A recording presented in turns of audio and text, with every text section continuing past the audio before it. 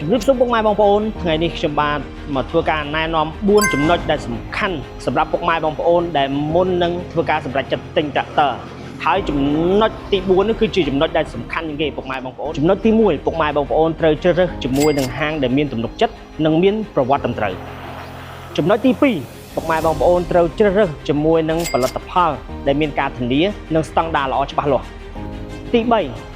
មានសេវាកម្មធានាថែទាំជួសជុលរហ័សទាន់ចិត្តទី4គឺមានលុយចុះពុកម៉ែបងប្អូនឆ្ងល់ហើយថាចុះបើអត់លុយតើអាចទិញត្រាក់ទ័របានដែរអត់យើងមានជាមួយនឹងសេវាកម្មបង់រំលោះពី Kubota KLC ពុកម៉ែបងប្អូនមានត្រឹមតែ 30% ហើយពុកម៉ែបងប្អូនមានតែឯកសារងាយៗសម្រាប់ធ្វើការបង់រំលោះពុកម៉ែបងប្អូនអាចយកត្រាក់ទ័រយកទៅប្រើប្រាស់បានតែម្ដង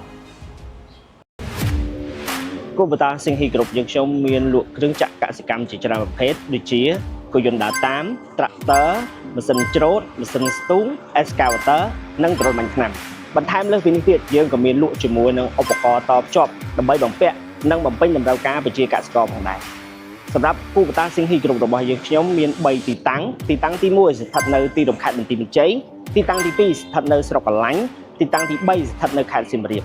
ព័ត៌មានបន្ថែមពុកម៉ែបងប្អូនអាចទំនាក់ទំនងបានតាមរយៈលេខទូរស័ព្ទដែលក្រុមការងារដាក់នៅខាងក្រោមអាចតាក់ទងបានតាមរយៈ page Kubota ទាំង3សាខារបស់យើងខ្ញុំផងដែរអញ្ចឹងខ្ញុំបាទវិបុលសូមអរគុណសូមជម្រាបលា